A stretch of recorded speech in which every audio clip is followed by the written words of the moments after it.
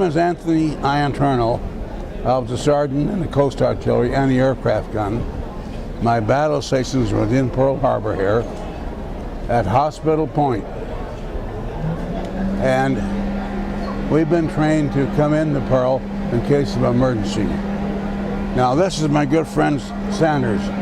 He came in after I did, and he was a new recruit that came in, and he joined the Army, and so we was trained together.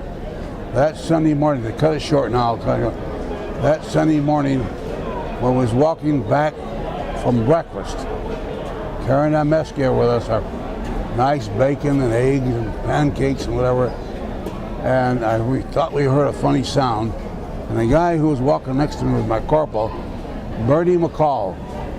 He said to me, "Hey Sarge, what's that noise that we hear?" He said, "Sunday morning, usually there wasn't any planes flying around there Sunday morning. It didn't sound like the Navy plane, it didn't sound like the Army plane or whatever, but it sounded a little bit different. It had kind of a sound like this.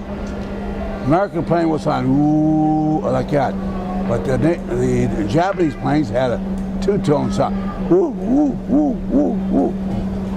And being trained at the airport all the time, we could identify planes by at night or the daytime or the silhouette or the speed or whatever. We knew it was a Japanese plane, and just about that time, that plane came in like there, and it came right in front of us.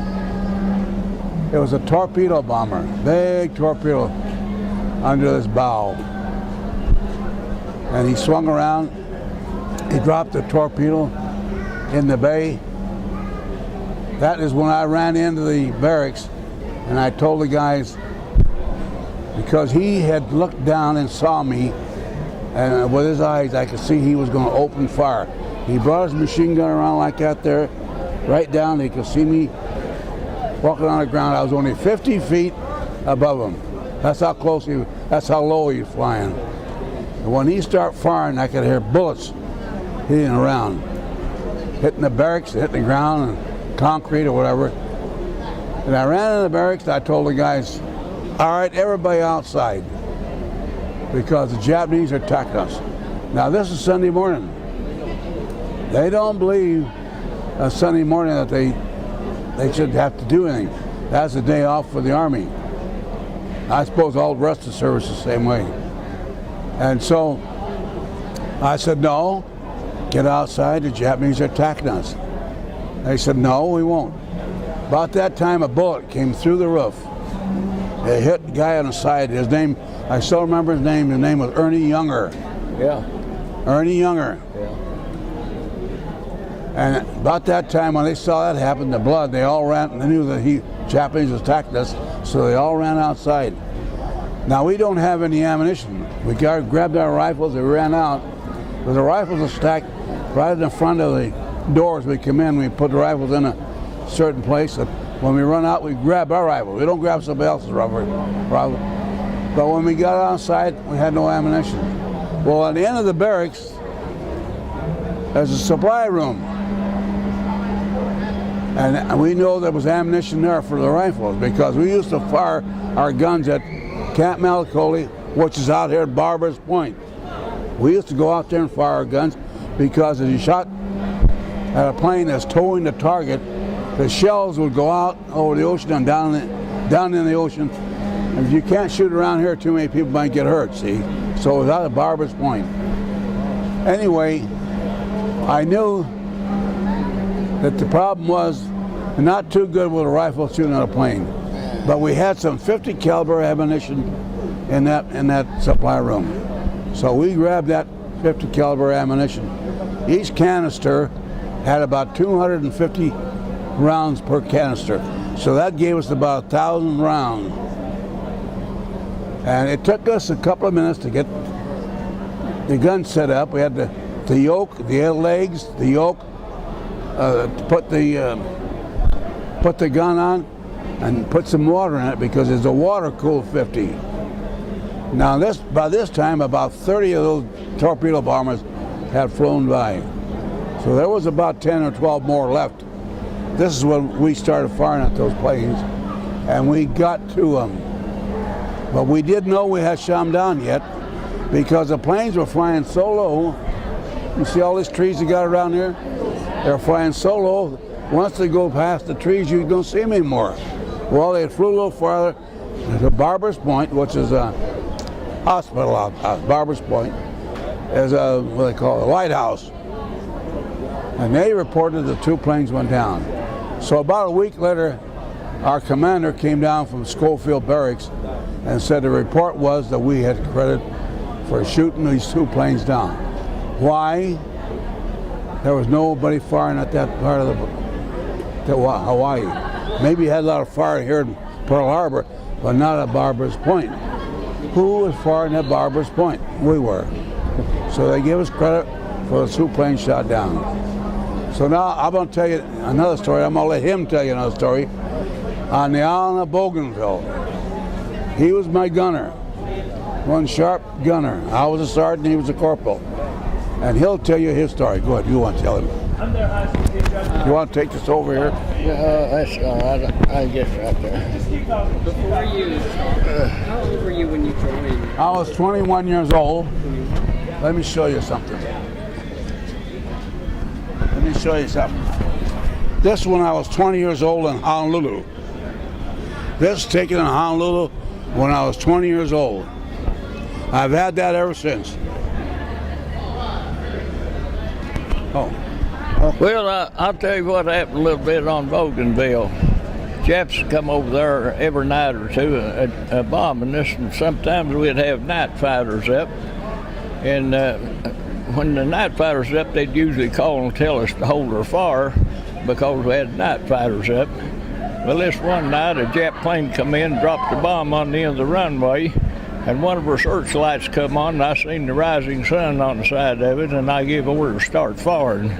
So we shot that one, and it circled around and hit the ocean after we got that one. And we figured we was going to be in trouble because the captain called out and wanted to know who's doing the firing on a plane out there. Tony said Sundown's crew, that was my crew. And then when they found out the Jap plane was shot down, oh, we were pretty good heroes right there. Well, not to interrupt, but the captain called me and raising holy hell with me for firing when we had an all-clear condition. See, but this Jap plane flew over the top of the trees so low, they flew down like this here along the runway and dropped a bomb down there. That's what tipped us off with that bomb one down there. And I saw him and I said, Sundown, open the fire. He did. He opened fire and we shot that plane. Go ahead now, you finish. You known each other all those years? Yes, I know them. And he lives in West Virginia. I live in California. I went back to see him. He says I'm his old sergeant, and he comes out to see me, and I go back to see him. Oh, you're good buddies. So we're good buddies for about 70 years. 70 years. Yeah, the morning he was talking about us getting strafed there in Camp Malakoli, I was driving a truck, and I drove the leave truck, the last one out of Honolulu Saturday night, and I was going to sleep in late the next morning, and the Japanese started bombing, and we had to get out. On the way to Motor Pool, they strafed the street as we were running down. We got behind the theater there, and then while we was in Motor Pool, they come back and strafed again. I got under the truck, put my arms and legs around the drive shaft, and I could hear the bullets hitting the truck, and we finally got our guns and ammunition loaded and got into Pearl Harbor. When we got there, I had 7 holes shot in my truck, but from then on, it was everyday thing, you know, but I'll let him talk again if he wants to. Well, I want to talk a little more about the schools, because I go out to schools at least for about the last 40 years. I've been going out to schools at least 10 or 12 times a year. Most it's in the history class in the school. But the history books don't tell you the full story of Pearl Harbor. It's been kind of cleared up to where it doesn't embarrass anybody. Lots of times things are made wrong and somebody doesn't like to admit it, so they sort of clear it up a little bit.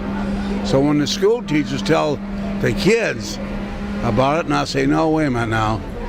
I said, that is what they tell you and what you know, but that's not exactly what happened.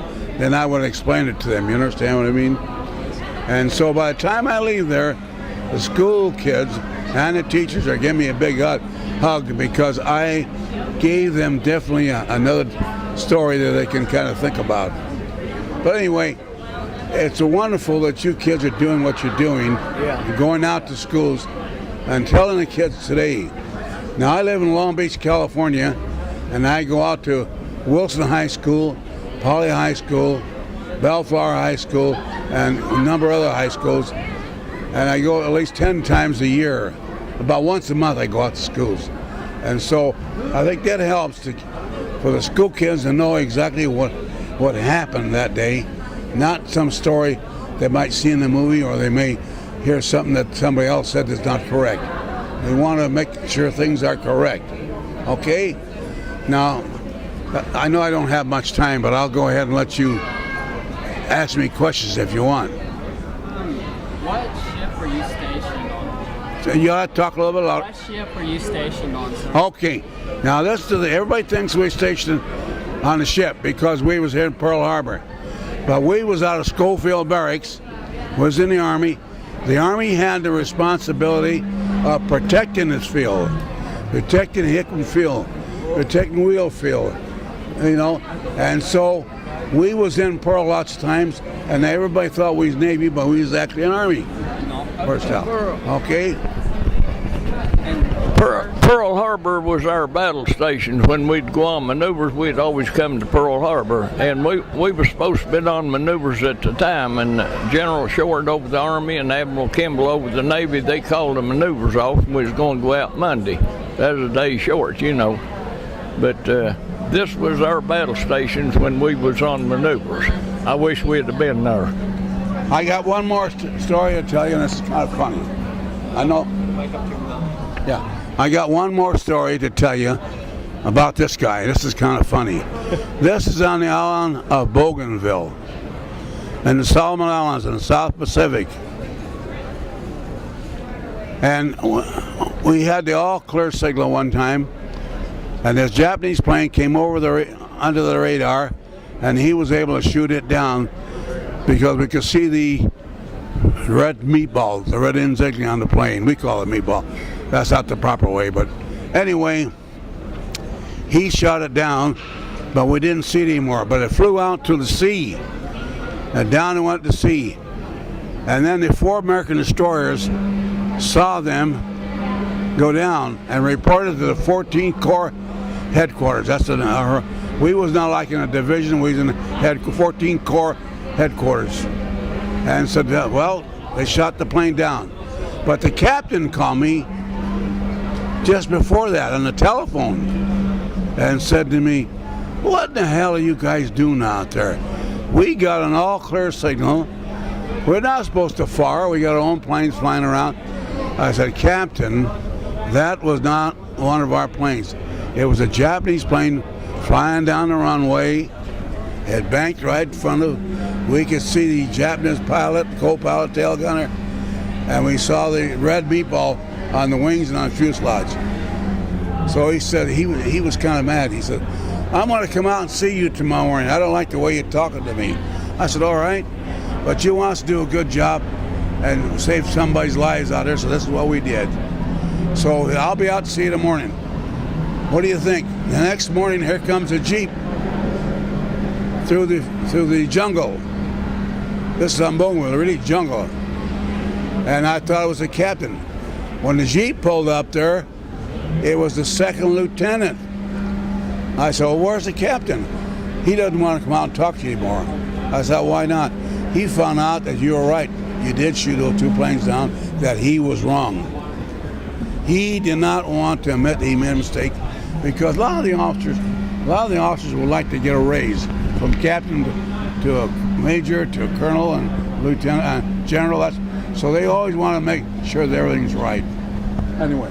The next day, the captain asked me how I know that was a Japanese plane. I said, well, I seen that red insignia on the side of it, and he dropped a bomb. And if it was one of our planes, I think I would have shot him down too, because hell, he was bombing us. That's all I got to say. Thank you. Hey, you think this will be good for your school? This will be Yes, great. sir. Okay. Now I do the same thing.